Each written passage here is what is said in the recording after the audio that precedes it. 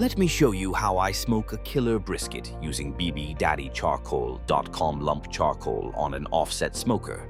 I like using the AAA plus superior size, longer burn time and less refilling. This method is all about low and slow cooking to get that perfect bark, deep smoke ring, and juicy slices.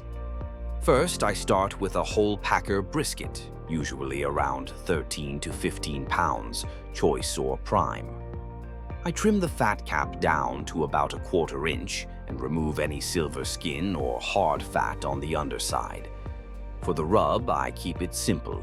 Equal parts kosher salt and coarse black pepper, then a bit of garlic and onion powder. Sometimes a touch of smoked paprika for color.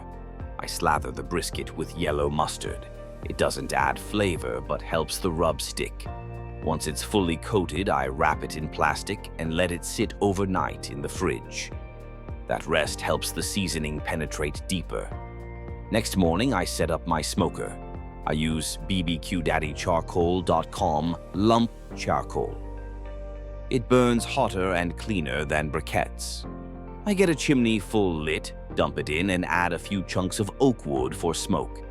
I'm aiming for a steady 250 to 275 degrees. That's the sweet spot. Once the smoker's stable, the brisket goes on fat side up, away from direct heat. I insert a thermometer into the flat to track internal temp.